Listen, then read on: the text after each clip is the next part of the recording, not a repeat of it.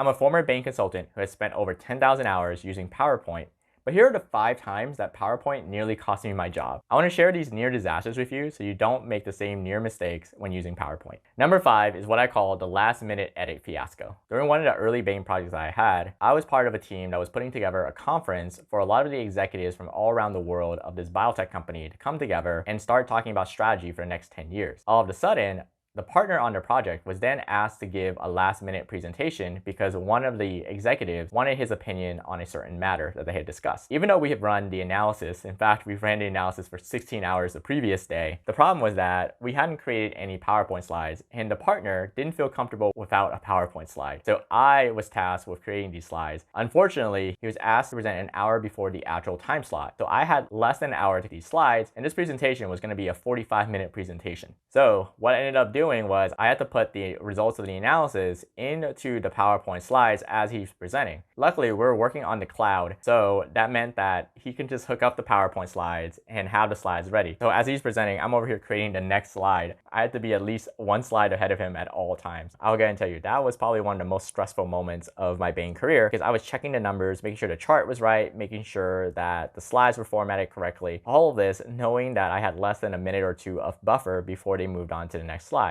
The end goal of the presentation ended up being about 20 slides. So I had to create 20 slides in less than 40 minutes, which was 2 minutes a slide. But luckily, 2 things happened, which was that the partner who was presenting bought me more time by speaking slowly, and he also entertained questions from the audience, which bought me a little bit more time. And on the back end, I could just create the slides as he was going.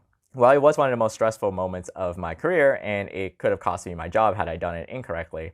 Luckily, we were able to get all the slides done, and I won the PowerPoint Slide Creator Award that year. So not bad for my first year in consulting. Mistake number 4 on our list was the time that there was a team member who was working on the wrong version of the PowerPoint slides. So my team and I had been working for a few months, and summer rolled around, and we had an intern on the project. Unfortunately, someone forgot to include the intern on our email list. So every time we emailed the team list, everyone got it except for the intern. Well, one day, the manager wanted to distribute out the PowerPoint slide, but forgot to email it out to the intern because he didn't know that the intern wasn't on the email list. So as a result, everyone else on the team was working on the most recent version of the PowerPoint slide, while the intern was working on the wrong version and the old version.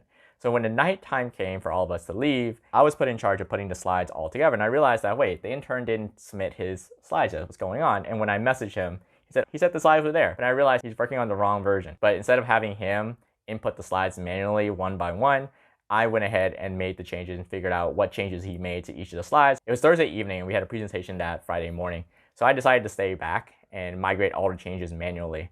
So I had to go through each slide, making sure that it was formatted, even though we made some major changes to his. And so the lesson I learned there was that I should make sure that everyone was on the same version versus working off the wrong version. It ended up costing me a couple hours of sleep trying to get all the slides together.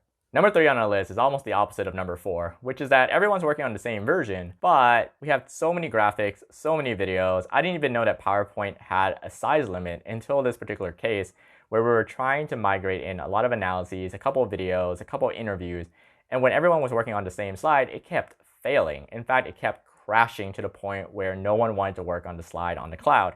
And so we had to do it manually, which was everyone worked on their own slides, and then somebody, in case me, had to put all the slides together.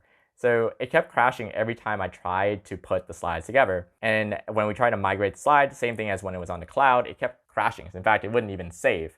And so I knew that I was doing something wrong here. And so in the end, what we ended up having to do was I had to end up converting the PowerPoint slide into a series of PDFs and PowerPoints and Excel models. So that was definitely not a fun exercise to test the limits of how big PowerPoint is. And if I knew that we were doing so many animations, so many graphs, and so many videos, I would have probably had taken a step back and figured out what was needed for the actual PowerPoint and which ones we could have shown as a file outside of PowerPoint instead of just having, for example, videos embedded. Number 2 is what I call the font fiasco. This happened during my second year in consulting, and I was asked to present in front of a client meeting. And I'd never been to the client site, so the morning of, I just brought my laptop, brought converters in case they needed to convert. For example, let's say that their laptops were Macs or Windows, I was covered on all the projectors. What I didn't expect was that when I went to the presentation room, that the projector was only hooked up to a local computer that was in the conference room. So you couldn't hook up your own laptop. You had to actually take a USB and hook it up to the projector manually. And when I did that, I realized that the windows that they were using were so old. So the slides actually ended up not having the same font, and it looked really messy. Not something you actually want to show in front of a client. So luckily, I had the PDF version of the slides, and so I could just use the USB and show off the PowerPoint as a PDF.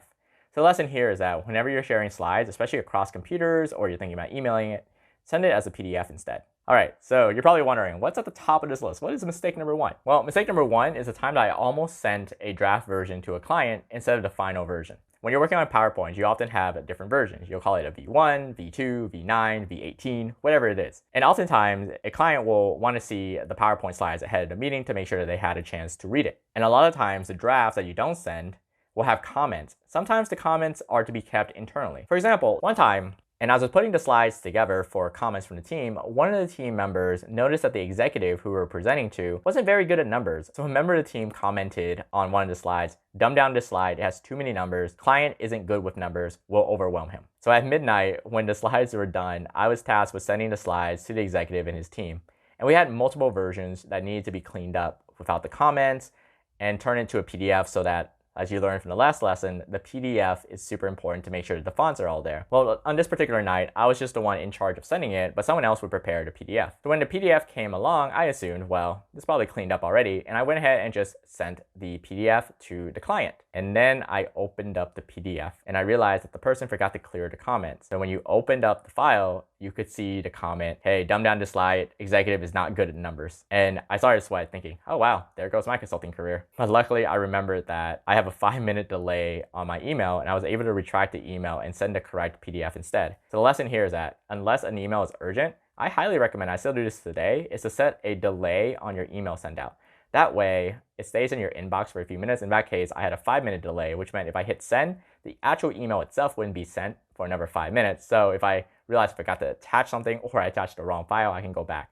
So in that case, I retracted the email, fixed up the PDF, and then sent the right PDF without any of the comments to the executive, so no one learned about that comment. So I'm curious, have you made any of these mistakes, or is there a mistake here you're like, oh, I'm so glad I heard about that, Davis, so I don't have to make the same mistake? If so, I'd love to read it in the comments. So for example, if your favorite mistake was sending client a draft, then type that as a comment below. Also, if you're serious about becoming a management consultant, I'd love to help. My team and I are former consulting recruiters and interviewers who help applicants land interviews, ace the case interviews, and ultimately land offers at top management consulting firms. Recently, my team and I delivered a training workshop that we're now releasing for free, where we shared a proven method that has helped more than 1,000 people receive offers at top management consulting firms, including McKinsey, Bain, and Boston Consulting Group. The secrets and strategies that we shared in this workshop have helped over 90% of the people land offers. So if you are serious about becoming a management consultant and want to know the secrets to getting a consulting offer, click the link below and get access to the training for free. Watching this workshop could put you one step closer to landing your consulting offer.